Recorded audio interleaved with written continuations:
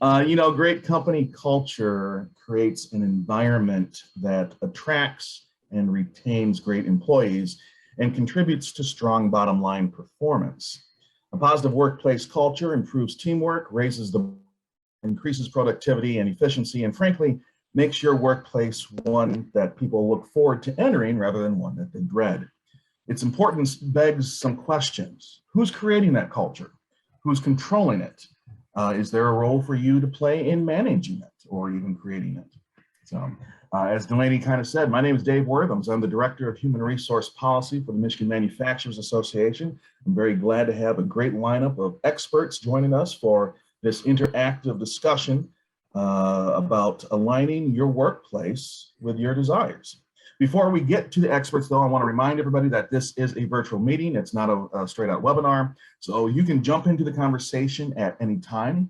Feel free to type questions and comments in the chat box if you like, but you can also be a part of the conversation, and I hope that you will be, especially when you hear something that inspires you or triggers a question or what have you.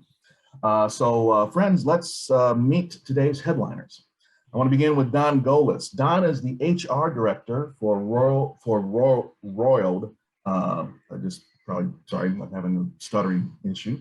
Roiled Alloys, a global specialty steel distributor based in Temperance, Michigan.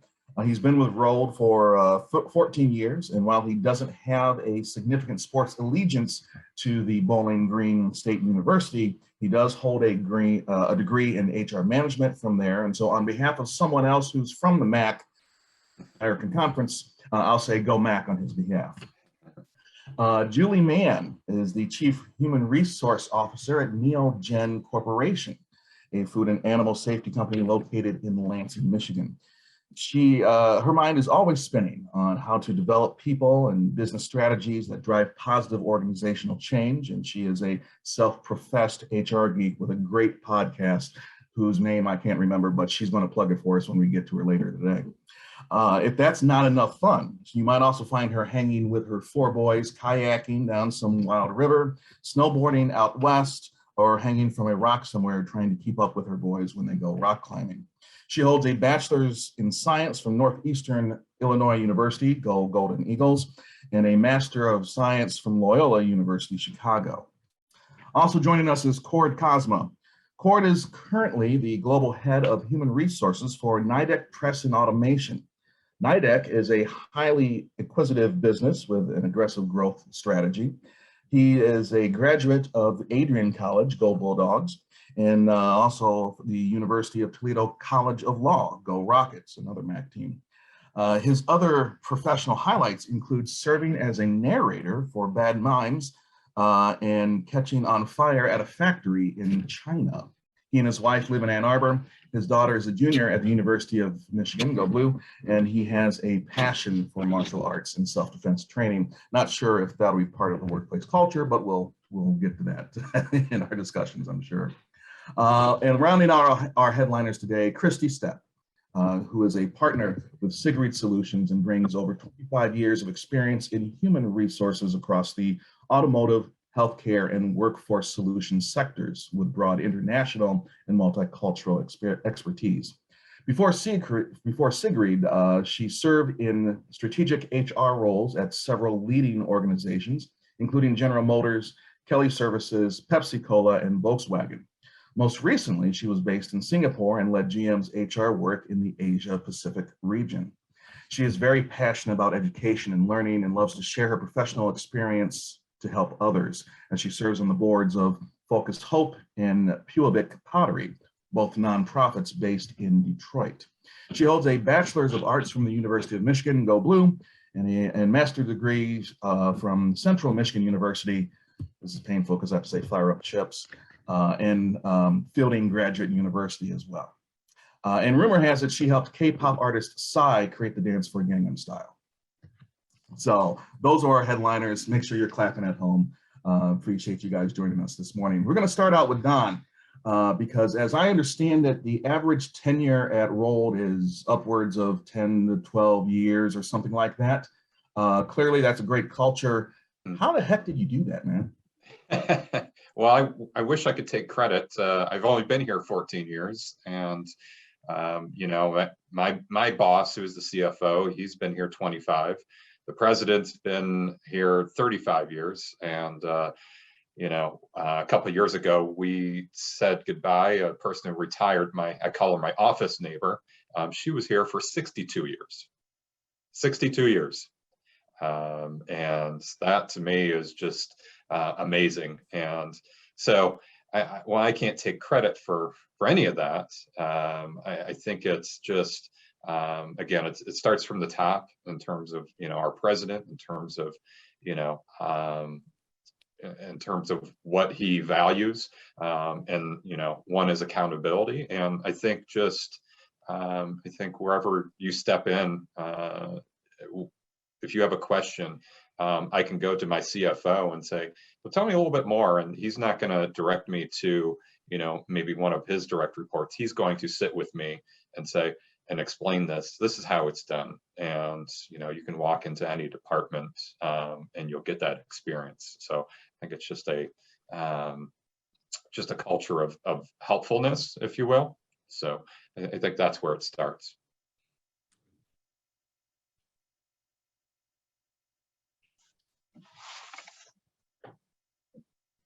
Excellent. You got any thoughts on that, man? I'm sorry, you muted for a second. My apologies. I was tossing at the cord to see if you had any thoughts on culture, how coming from the top really plays a role in that. I would echo Don's comments that, you know, it does come from the top. I think culture is defined by the behaviors an organization consistently practices.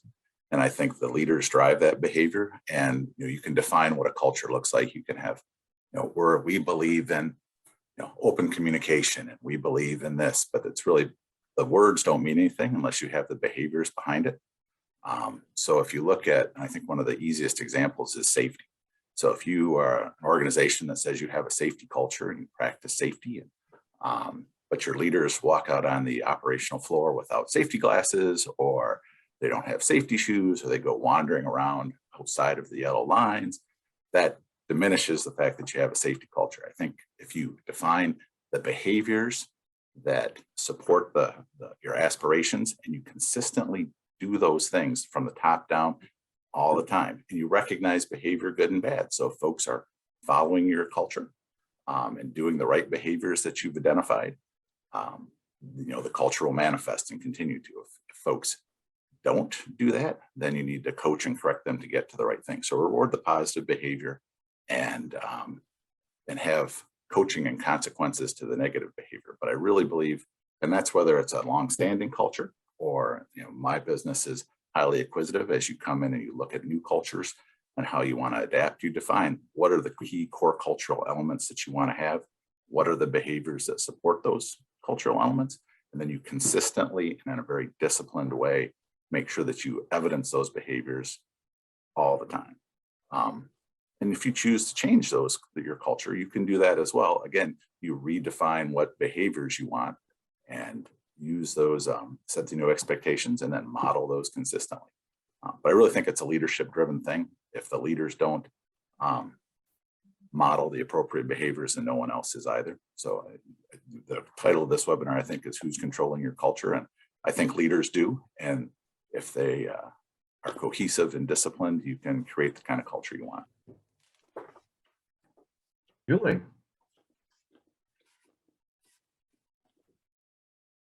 All right, I'm gonna hit the button. Yeah, I mean, I think where everybody is going is exactly true. I really like Cord's example on safety because that's such a visual example, right? It's visual, it makes sense to people, it's out there. And again, there's guardrails to understand real quickly what's right and what's wrong behavior, right? That doesn't align with the culture. I think when you get into the soft part of culture, you know, we'd all be wise to take Cord's example and apply that more often. Because what we're talking about is, does culture start at the top? And absolutely it does. The challenge is, how do you simulate that culture down through the organization? Because there's not those visual cues. There's not the yellow lines, right? And so the challenge of making a great culture, my opinion, is to be sure that you're setting the example from the leadership from the top. but then you have a very purposeful plan of getting that culture down through the organization, but then consistently reinforcing it. Culture is one of those things. That's like, I always say, you either manage people's expectations or they create their own. And so it is one of those things where you have to manage expectations and manage behaviors. Let's use behaviors since we're talking about culture.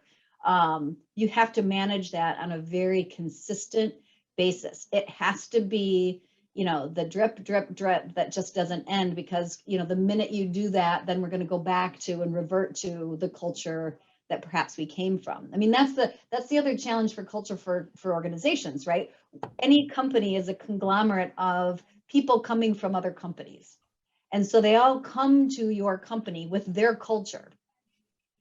And so, it's just one of those things that, being very mindful and purposeful on how you bring that culture down through the organization is what I really think creates great culture. And that's not easy because there's not the yellow lines. So it has to be very purposeful and intentional and supported from an HR standpoint of view, supported in every single thing we do. When we talk performance management, I mean, we have a list of we have a pillar process, that's our culture, right? So we talk about the pillars of trust. We measure it in performance reviews. We measure it in goal setting. We talk about it in interviewing. We talk about it in disciplinary and assessment, vehicles. We talk about it. And that's not the get all, right? I mean, there's still a lot more to it, but you've got to take every single opportunity that you can when you're in front of people. Every employee meeting, we talk about it. I mean, you just have to continue to get that out there. And as we all know, culture is not something that changes overnight. I think statistically, they say it takes about 3 years to make a culture shift. So, think about anything that you've said, okay, I'm going to set this goal and it's going to be 3 years long. I'm going to get up and run every morning at 6 a.m. Well, it's easy for the first month, but on the third year, if it's not into your process and into your behavior, it makes it hard. So I think those are the fun, and challenging things that everybody has to keep in mind. And we all need to keep in mind as we think about how do we shift culture. Sure. Christy. Yes, it's so interesting, all the things we were talking about. And my personal experience has been it's easier to have a great culture and retain your best people when you have stability. And because a lot of what drives what makes people want to stay is clear expectations, clear goals, clear understanding, and alignment with where an organization is and feeling a part of that. And right now, what we're living is change. We're kind of in the whitewater of change. As soon as you think you're okay, you can breathe, here comes another wave. And I think for so many people, why we see so much change right now in organizations, but also with people really doing a lot of soul searching, is because of this change. I don't know what I can count on. It seems like everything is changing. And what I've seen when organizations have intentionally changed, not looking at these external factors, the pandemic, economic changes, but just chose to change, the best thing they could do was communicate. And communication is an education, because when you are a leader, you think you can say something once and everybody should remember it. And then they want to get very frustrated if someone comes and says, I don't remember you saying that. Because in change, you can only absorb so much information. So if you share something, you have to be willing to share it in the way that people expect you to share it, from your vision and values, the way that you say that you're going to operate as an organization. And you have to be patient on the journey. So when you, at some point, hopefully, we will all get back to a place of more stability. But in the meantime, you've got to give people communication. You've got to talk to them. There's an easy model, is from the Bridges Change model, which I absolutely love. You'll hear me talk about it all the time. And it's just the simple 4 Ps. It's tell people the purpose of what you're doing, the picture, the plan, and the part. But you've got to do it in different ways. You can't just stand up and say it once. You need to say it consistently. You need to make sure your leaders are sharing it. and you need to make sure that things tie together. And if you don't share, what I found is that people make things up, and what they make up is significantly worse than the truth. Sometimes it can be closer to a horror story when what you're really moving to is quite exciting. So wrapping our arms around that communication piece, understanding that we are going to lose people when your organizations lack some type of stability, but taking control of that, and you can control it through communication. Totally agree on that. You know, one of the things that as a lobbyist for the MMA that I argue for a lot is transparency. You got to have transparency when it comes to unemployment, unemployment trust fund. You've got to have transparency when you've got you know, some of the discussions going on within DEQ or DEGO now about what's going on. And without that transparency, you're right. People can become very great authors sometimes in that.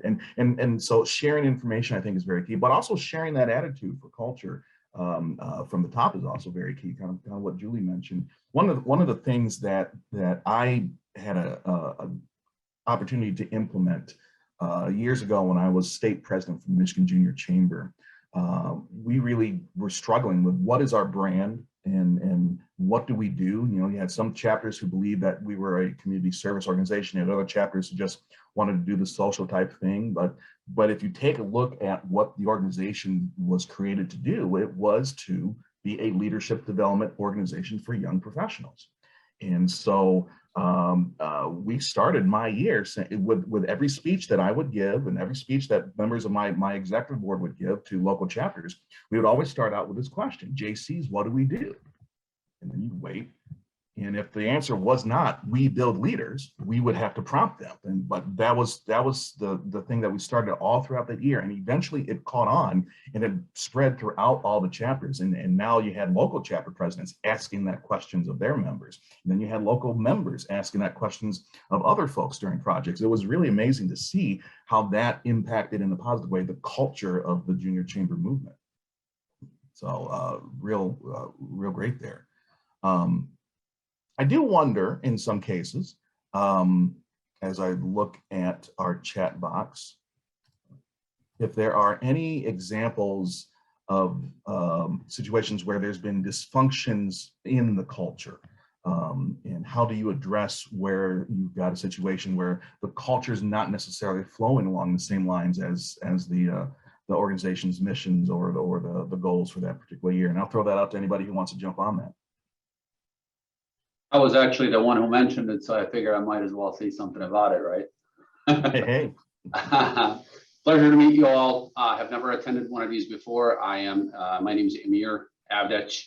Don't expect any of you to pronounce it properly. Not a very usual name in West Michigan. I work for Seabury Products. We are a recycling equipment manufacturer that sells the equipment worldwide, and I am their Chief Operation Officer for about a year now. Worked with the company as a consultant. That's where I spent 15 years in helping companies expand internationally through a company called PRA Global. And we really didn't manufacture anything, but we took, in the 15 years, over 200 companies from the United States I specifically did, into the European markets and vice versa, right? So most of you probably know West Michigan, very much German-oriented. German-speaking companies. That was done through some of the Grand Rapids consulting firms here that we have, right? One of the things as a consultant, when you walk into a facility and they ask you to turn around the culture, is having a process, especially when you have companies that Don mentioned. He's got people that have worked in a company for 60 plus years, right? They're used to a certain way of how they do certain things. And it's really, really hard to change that culture. So you have to basically appeal to them to figure out what the biggest issues are in that organization and what the challenges they have. And then you have to do a little bit of a detective work to figure out, hey, what will work, what will not work, right? So that is currently what I'm doing with Seabury Products. We have probably about 100 employees, Hopkins, Michigan, not a very well-known location. And in the world, right? But we are between Grand Rapids and Kalamazoo. So as we are trying to onboard new people from a human resource perspective, people want to know what the culture is like in the company. And most of our employees on average have been here 20 plus years, right? So culture doesn't really exist. So we have to build one. And the standards or the process I use is called the 5 Dysfunctions of a Team, which was written by Patrick Lencioni, who is very well-known author, and I just love the guy to death because I will literally use his books to map out a process or map out a culture in a company, right? And they talk about the 5 dysfunctions of trust, conflict, commitment, accountability in order for you to get the results, right? But if the leaders of that organization are not pushing that culture through, like some of you mentioned that if you walk out on the shop floor and you're not wearing your safety gear, right, that's an example. Well, what we're trying to do at Zebra Products is we have a open policy culture that anybody can stop anyone, regardless of who it is, if it's me as the chief operating officer or the president, and they can say, hey, gotta go put your glasses on or walk out, right? And we can't have any hard feelings towards that. It's hard to really push it into everyday life, but everybody's getting around, and you'd be surprised, how well that works. And you also have to have it. So I'll just show you quickly in my office, there is the triangle of the 5 dysfunctions of a team. And the first thing that people see when they come into the office or they walk around the facility is exactly those 5 things that we are looking for. We have to have the trust. We have to have conflict. Can't have fear of conflict because we really don't want to have artificial friendliness, which is very common in the US just by culture compared to the European side, right? And you have to have commitment if you really want to have results, right? So I just threw it out there, wondering if any of you ever used it, or if you have any other things that you could suggest that we could be using as leaders in the organization. See, I saw in the chat box you had actually responded you've used that before, right? Absolutely. One of the things that I've done though with the 5 dysfunctions is flipped it, because I really like to use positive language. And sometimes people will say, I don't want anything negative, and that sounds like dysfunction. We are not dysfunctional, and I will not appreciate you calling my team dysfunctional. So instead, I start from a positive place and I say, okay, why don't we do an assessment? If we know what can cause dysfunction, let's look at it in a different way. So I leverage it, and we'll use surveys, small surveys, discussions, and pieces around it. I think when you introduce the 5 dysfunctions of a team in an organization, you start with your executive leadership team and cascade it, people understand it. But if you're trying to work with a leader who, we all have dysfunction, right? But you may see something, they may accept it more if you can flip it. So a lot of times I'll take things, models that may be more around what makes people fail.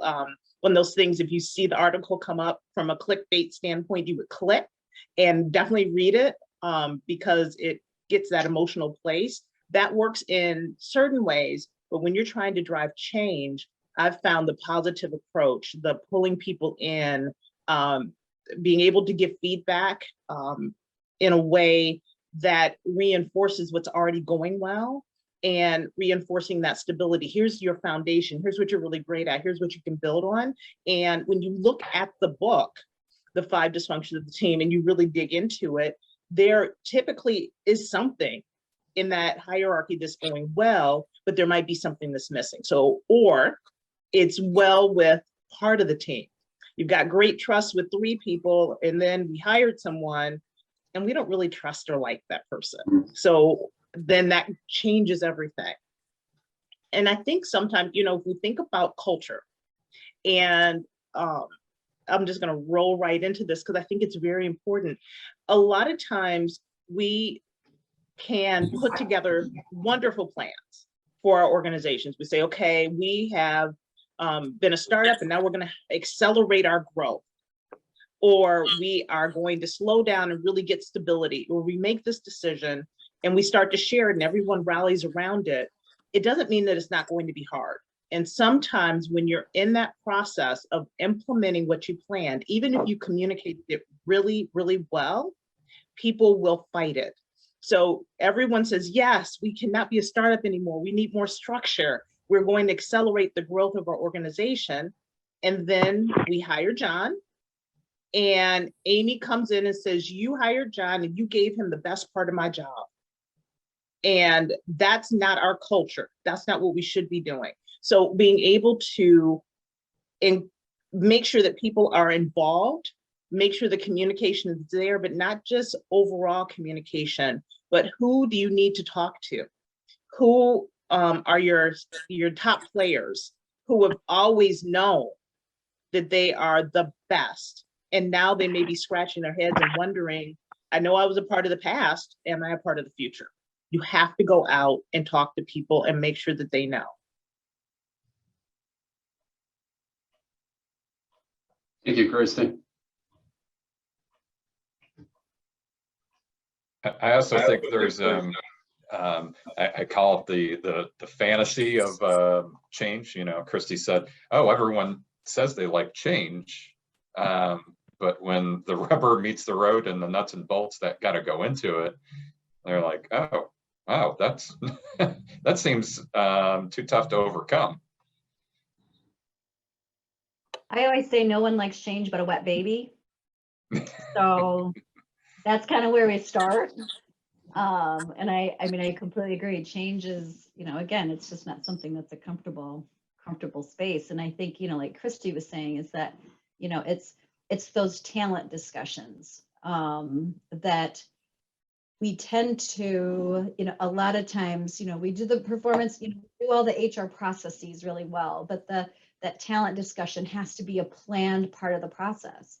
And, you know, if you think about it from a cultural standpoint of view and transparency, which, you know, every culture wants, you know, we always lead with a kind of an interesting question that I always really like. And, you know, I'll say, let's assume you're not working here, but you're doing the work that you're doing and you're building your dream team.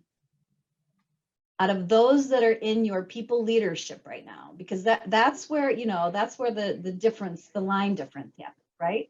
The people who are in your talent, your people leadership roles right now, who would you take with you? That's a big question. And you know, and I had that discussion, I don't know, probably about 6 months ago with one of our areas because we were having some challenges there, lots of turnover. And so we asked that question. You know what the answer was? I'd take none of them. That's great insight. That's not a bad answer. Thank you for being transparent. We can fix that. So then we can look at those people and either skill up, we can assess talent, we can do all of those types of things. That's a team dysfunction, right? And so then how do we play off of that? And then how do we build the right team? Because, you know, so many times, and we all know this, that, you know, you're good at what you do, so then they assume that you can lead people. Those are two different skill sets. And, you know, we have to make it okay in everybody's organization to say, that's not what I do well. I'm a very good, I mean, Neogen, high science company, right? It's okay to be an awesome scientist. You don't have to lead people. You can come up a track and then there's a point where you say, I'm going to be technical or I'm going to be, you know, more people focused. And we have to make that okay, because if we don't, then our culture goes away. Because we got people who do not have people leadership skills in people leadership positions. And when we talk about all the stuff that we kind of talked through in this whole thing, if we don't have a good people leadership at that level, you know, all the way down the organization, culture change is going to be a lot harder. I'd add not only people leaders, but if you can identify, I'm talking mostly in an acquisition context, is who are the influencers that aren't people leaders? Because they're often more important than the leaders, because to your point, some folks get promoted to a role or they think that's how career growth is, and the organization hasn't evolved that far.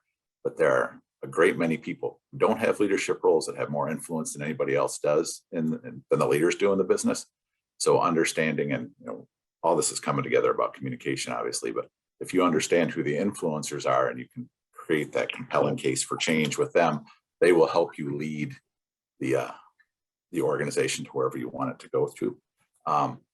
You also need to understand who the influencers are who will not come around, because there's the positive aspect and there's the aspect of folks who you really might need to spend more time with or find an alternative role for, because they're not going to get on board with the change.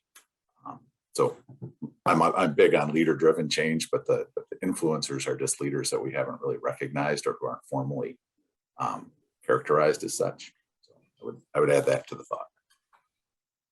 So how do you handle those folks who are influencers, who are not the official leaders of the organization, who may not have bought into the direction that you want to move the organization?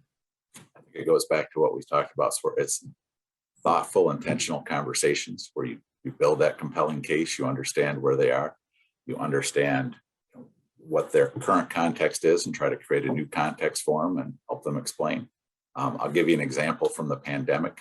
The businesses that we purchased here have historically been family-held businesses.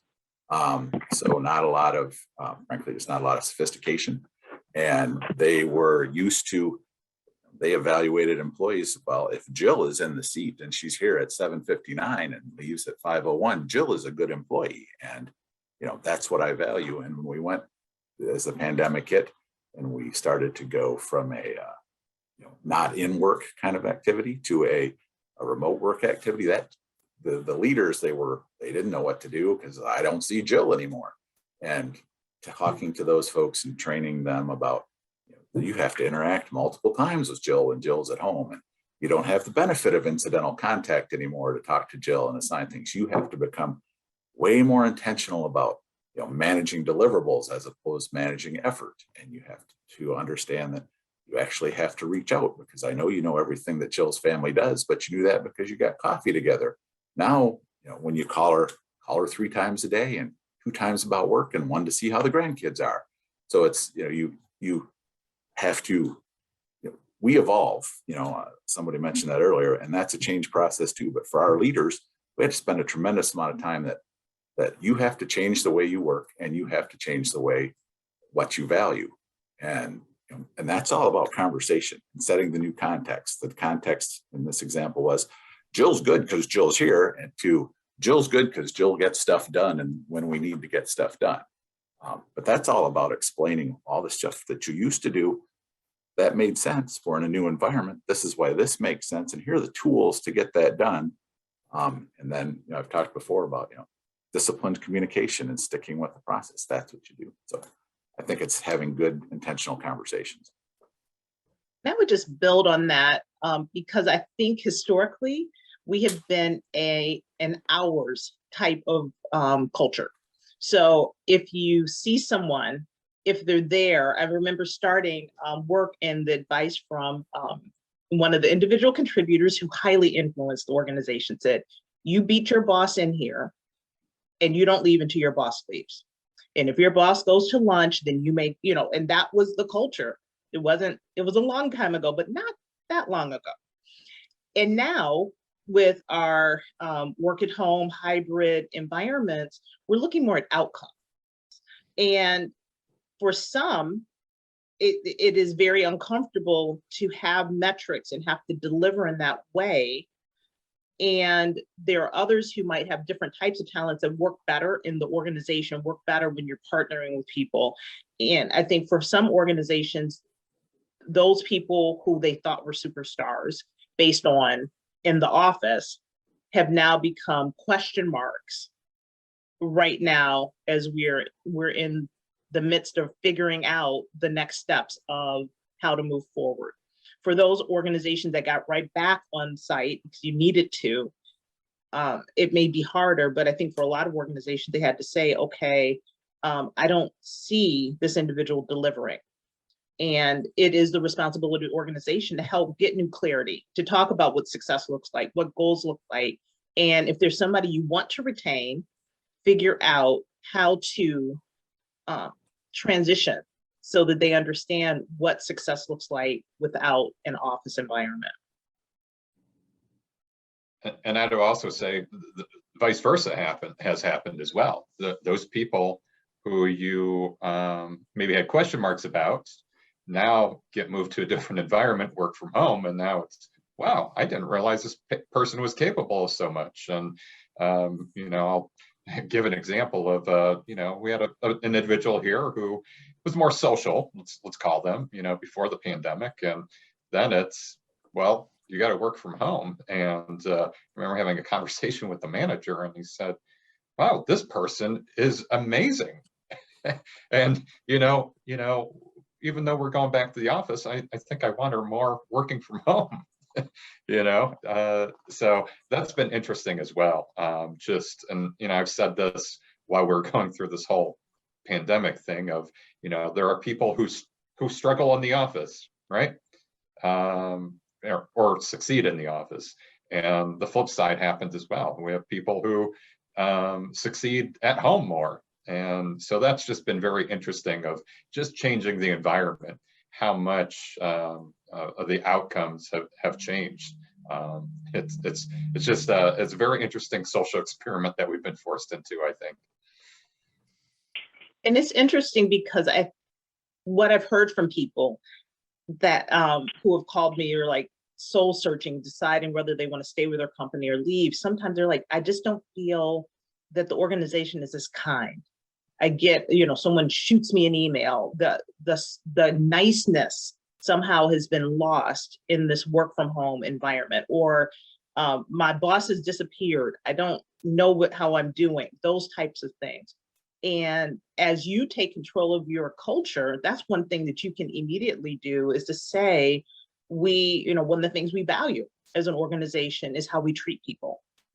And we have to be extra careful on how we communicate because it can be misinterpreted. So what are you doing intentionally about that?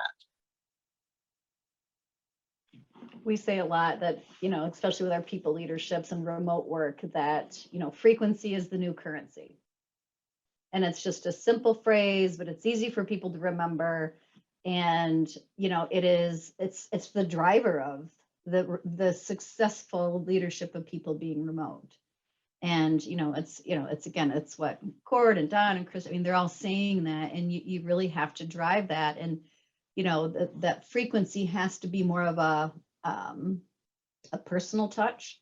The other thing I hear, Christy, is everybody wants, my company doesn't value employees as much as they did before because we're not having the luncheons and we're not having the holiday parties and we can't do it the same way we used to, but that doesn't mean that our value statement has shifted.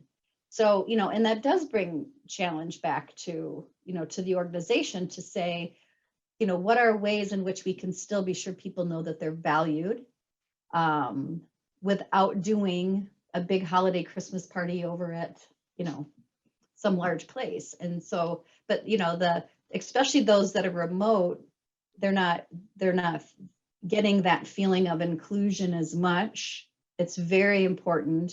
And, again, going back to that frequency is the new currency. If you're going to be a good people leader of remote employees, you have to take that time. And, so many times managers say, well, I don't have time to spend time with my people. You're like, well, that you do. And it is as important to schedule. And the conversations I've had with people around that, it's like, schedule it. If you're having a challenge doing that, I hear you. I understand. We all have workloads that we're trying to, shove 25 pounds into a 5-pound bag, right? That's what we all do. Got that. But you're going to have to schedule it. And, if you're in a manufacturing environment, I used to do this at Demmer. I scheduled walk that I just scheduled so I would be out on the floor because it's so easy to get busy doing your work and forgetting about the importance of that piece, especially when we're in that frequency is the new currency place. So schedule it. And it might sound silly, but it's not. And the impact to your culture and to your employee retention and creating that feeling that we need for retention is huge. And it's okay to schedule it. People are like, oh my gosh, that just seems so rude. And I'm like, no, it's not rude. Because if you don't schedule it, you're not going to do it. So it's okay. It's important. You schedule every other important meeting. So it's okay to schedule that time for importance because it does pay off to the culture. I love that phrase, frequency is the new currency, considering what the rate of inflation is these days. But I think I kind of jokingly say that, but there really is no negative inflation rate when it comes to your communications with people. Yeah, you may have to find that balance between somebody who might not be comfortable in having all those conversations or all numerous conversations in a short period of time, but there really is no negative to making sure that you are having those conversations and you're spending that currency to build those relationships with folks, particularly when the fallout from that has an impact on the organization's culture. I've got a question for the group as a whole. We've talked about that leadership approach and the fact that everybody got thrown into needing to change, managing by outcomes as opposed to managing by times in seats. And we're now 2 years into, as Julie said, it takes 3 years for change to fully kind of manifest itself.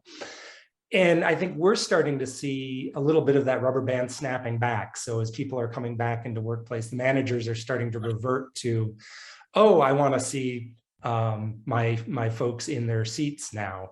And that shift, that culture change hasn't necessarily fully fixed within the organizations. Are other people seeing that, or is that just kind of limited cases?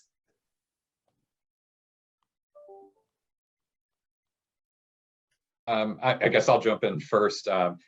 It's so difficult and hard just because we heard so much of, you had a group of people who said, I love it at working from home now. I get more done. I don't have distractions. And then you had the other group who said, man, when can we come back to the office? I miss just being there. I feel, more comfortable there. I miss, not only the social interaction, but also the learning. I call it learning by osmosis of, you hear a conversation that doesn't necessarily pertain to you, but oh, that's interesting. I didn't realize that. So it's just very difficult to meet everyone's needs now that there's kind of a new option, if you will, that, in our organization didn't exist on this scale. I'll jump in.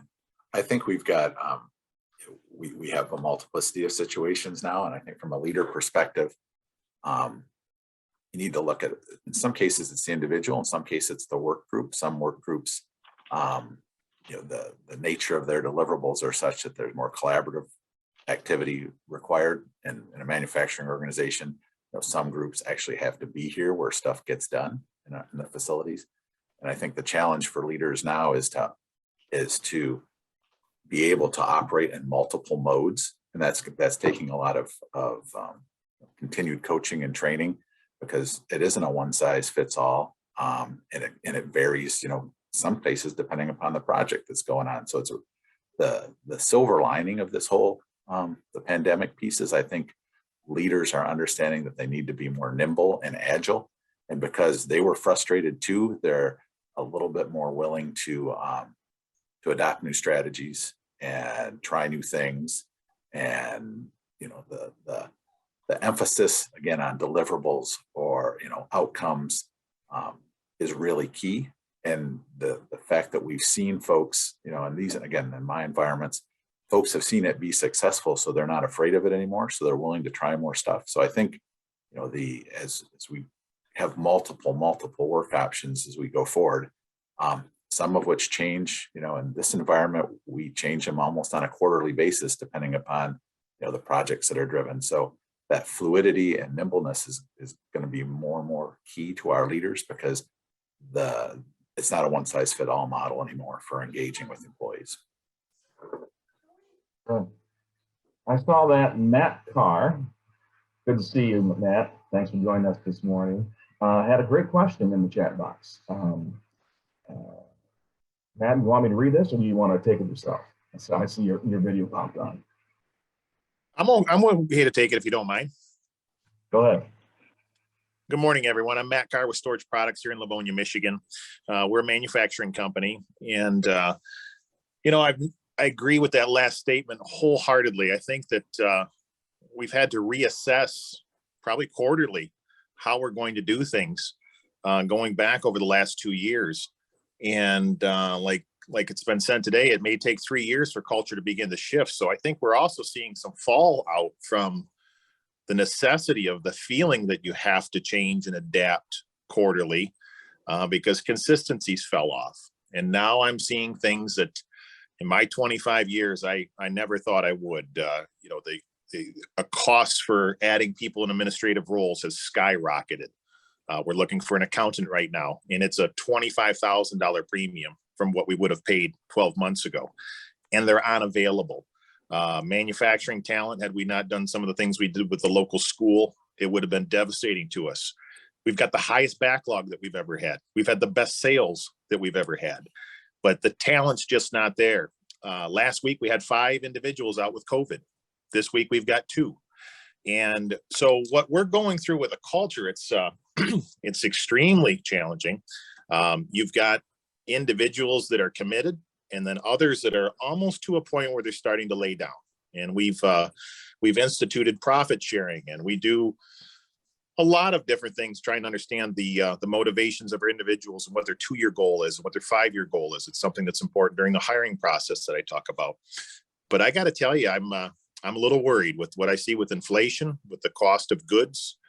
We're 12 months out on some electric motors for the conveyors that we build. The deliverables that other companies are falling down on as well.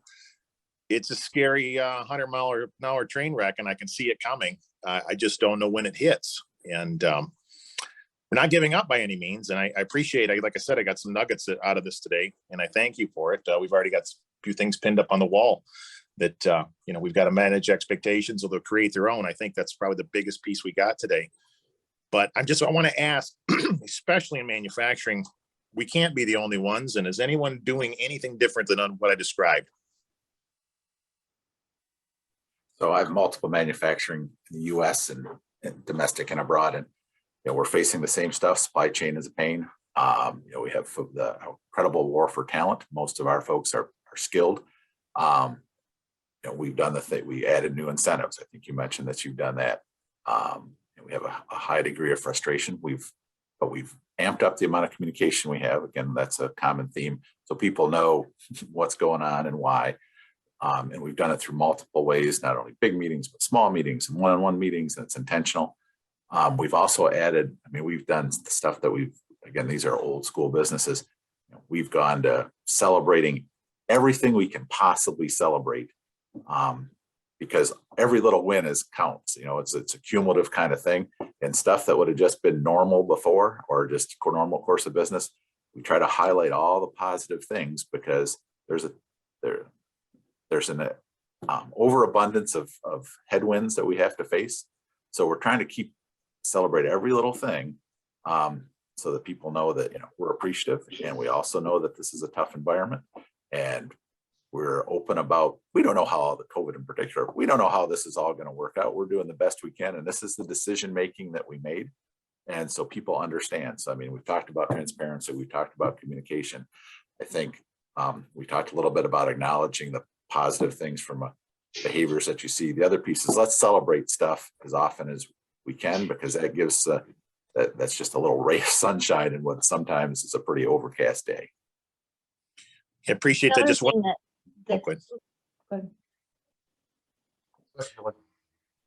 I was just going to say, you know, we're going to get ready to engage in a project that's tail end this week, this 101 list. And has anyone had a similar effect where they've sat down and tried to do planning for those staff that have already been with them and that have been so committed? The 101 list project, something I learned about a few years ago. You sit them down for 10 minutes. You got, you know, 10 minutes to write down 101 things you want out of your life. And it could be, you know, philanthropy. It could be giving back. It could be weight loss. It could be spending time with your child, you know, better marriage, date nights, anything goes on that list. And you turn them loose, and most people come up with about 40. By doing that, we instituted that once before, about 4 years ago, and we did vision boards, and it seemed to be beneficial. I'm leaning on that, hoping that by doing some projects like that, I can try to coach our staff through all of this negativity and just ruthlessness that's on social media these days, that's in every mainstream media. That the politics have come into the facility, no matter how hard we try not to. It's part of the conversations, and it's polarizing, isn't it, to anything positive inside of a building for progress. You guys mind if I jump in quick, Matt? Yep. So speaking from my consulting days, right? The first thing, when you talked about supply chain, right? I did a little bit of a webinar with the state of California right during COVID in 2020, how to illuminate your supply chain, right? We know that companies in the US, 95% of them, according to Accenture, when they did their market studies, did not really quite understand their supply chain. They know who they buy the stuff from, but they do not know where those components come to them, to their suppliers, right? So they can go to the first supplier, but past that, they have no idea where the stuff is coming from, right? So you really have to kind of go through and you have to assess your supply chain. You have to figure out, how do I, right? We give an example. We basically use conveyors. You mentioned conveyors. We use conveyors from different companies throughout the US, the world, really, for our equipment, right? We had one supplier that kept telling us they build all the conveyors in the United States. There is if you know where to look, right? Any parts that come to the US have to be registered on the ships, and they have to enter here. So you just look at bill of lading, and it's within 2 minutes, I can find out where your company buys all of their parts, or your suppliers. Really, it is a public information, right? So you can find that out. And then as you illuminate your supply chain, you figure out exactly what could be your toughest points. If somebody's getting parts from China, for example, for us is the cylinders, hydraulic cylinders that we use, the tubes, right? They primarily come from China. I can illuminate the supply chain. I can figure out which suppliers buy from China, and then I can try to find suppliers that build in the US. And lucky for us, we found two. One is in Minnesota and one is on the East Coast. And we were able to reroute some of our orders to combat that issue, right? When you're talking about training people, it always depends who you're talking to, right? One thing I really firmly believe in is StrengthsFinder 2.0, and Stryker uses that to its heart, right? Here in Michigan. When you're implementing new ideas, new change, and Julie mentioned babies are the only thing that really like change, right? When you're doing that, you got to know who your audience is. And you're going to have, in your case, you're probably going to have some form of engineers. You're going to have accounting people, finance people, manufacturing people.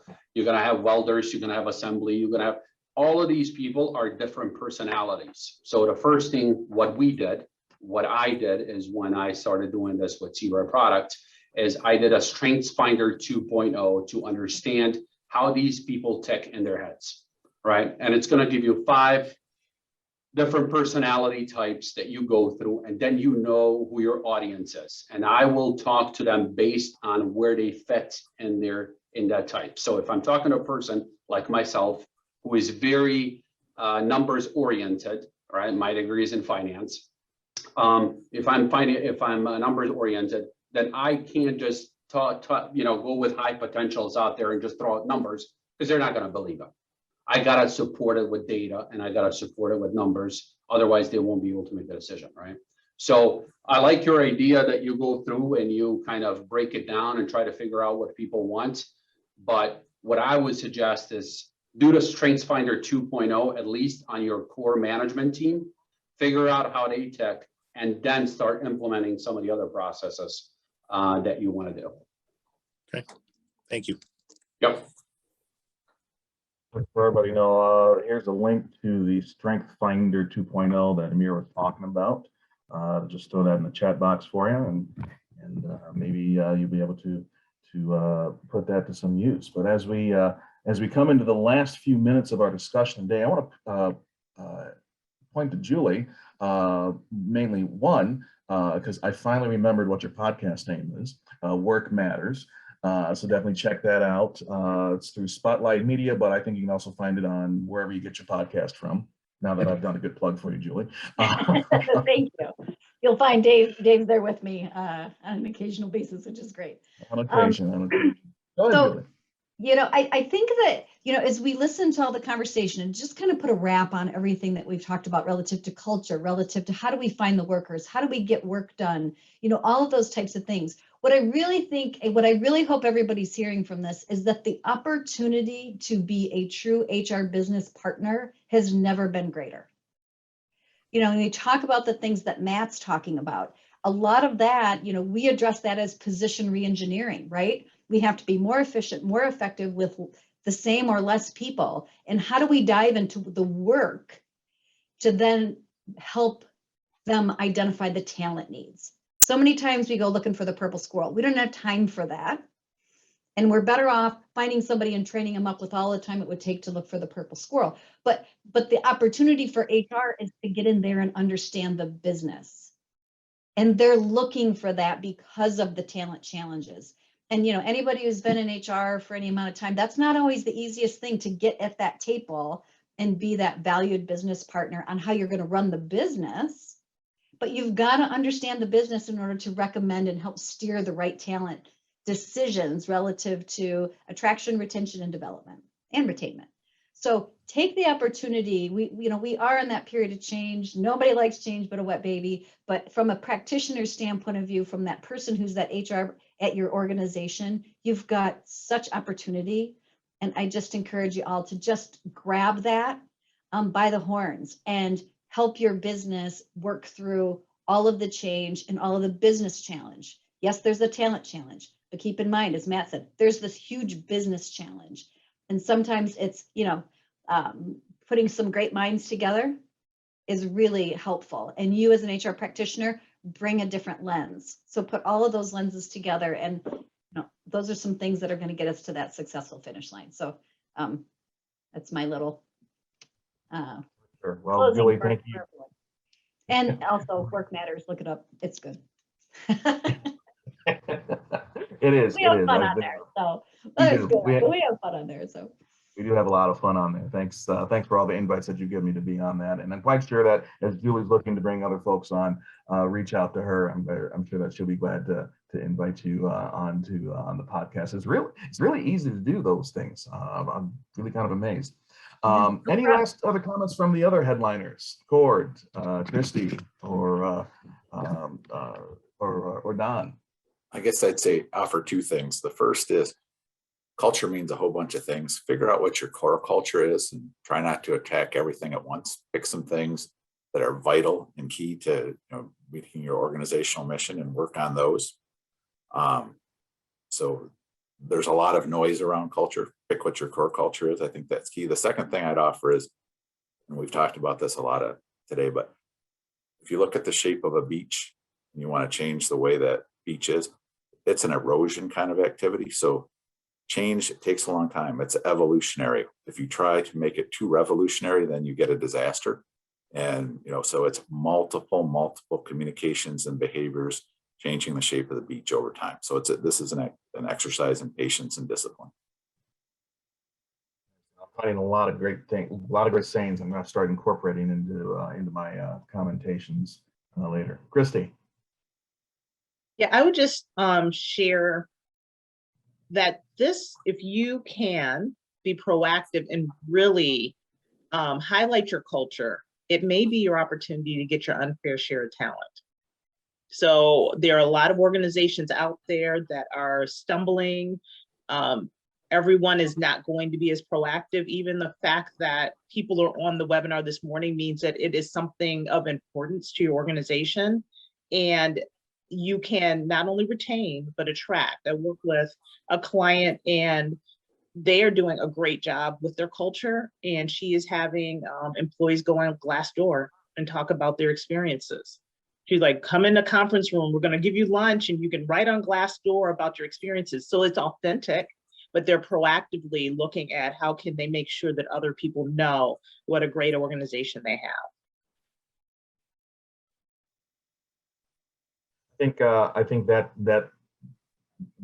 really is a fallout of the Great Resignation, as people are deciding where they want to work rather than, okay, how am I going to get to work, or how that they want to work. It's about choosing those places that make them feel welcome, make them feel wanted, make them feel important, part of the culture that they're looking for. You can bring them back from that great resignation. Don. Hard to, and I got maybe 1 minute here. A lot of things I'm just going to echo, the communication piece that I think everyone has said. People at least can trust, or not trust, but appreciate truth.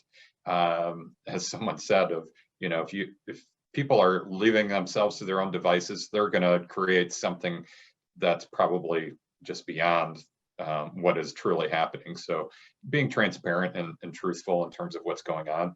I mean, it's no surprise that, we struggled, in 2020, and, the president, in a politically appropriate way, indicated to everyone, look, business is down. This is what's happening, and people can accept that. I guess the other thing too is that, my kids always roll their eyes at me, and I come up with my my quotes here, and I say, you get what you create or you allow, and that's to me what culture is that you're either going to create it by doing things proactively, or you're going to allow or disallow certain things. So I think those are, the main takeaways. And again, this is a longer discussion than I wanted to say, but a long time ago, actually, before I got to this role, I was involved in a consulting firm, and had a conversation with one of my coworkers, and he said, "Here's the main thing: you got to get first the right people, then you got to get those people on the right bus, then you got to get that person in the right seat, on that bus, and then you got to make the bus go to where you want it to go." And I know it's a very simplistic, an analogy, but that has always stuck with me. For that analogy as well, and it is spot on. Thank you so much for sharing it, Don, and thank you everybody for joining us this morning. I think we've gotten some really good nuggets, as Matt has called them, and hopefully you'll have some good advice that you'll be able to implement at home in your organizations. I want to point out that Mike Durgis from Sigrid pointed out that they're launching their 2022 Employee Engagement and Culture Survey next month. Looking for employers to partner with, reach out to Mike. You see his email address there in the chat box. Reach out to him and find out how you can participate for free. Also, we've got Julie's podcast there as well. And of course, before I go, I would be remiss if I didn't plug some things for MMA as well. We've recently launched our Manufacturing Diversity, Equity, and Inclusion Initiative. I encourage you to check out our DEI hub on our website, which you can find at mimfg.org, and register for the first of our quarterly workshops in partnership with the Center for Automotive Diversity, Inclusion, and Advancement, also known as CADIA. The first workshop will be held on Thursday, February 17th, and is free to all MMA members. On February 15th, we're hosting the third of 4 webinars offered in partnership with the Nature Conservancy in Michigan on manufacturing of sustainability. Don't miss out on a chance to hear from General Motors, Hemlock Semiconductor, and Capital Steel and Wire on actions that they've taken to help lower industrial emissions while staying competitive and retaining talent. Again, register for both the CADIA event and the Nature Conservancy event on the MMA website at imfg.org. And so, friends, on behalf of our guest today and on behalf of Delaney McKinney, our VP of Membership Marketing Events, who's running the board behind the scenes and keeping me on time, my name is Dave Worthams. Thanks for joining us today. And as always, go blue, go green, go Broncos. We'll see you next time.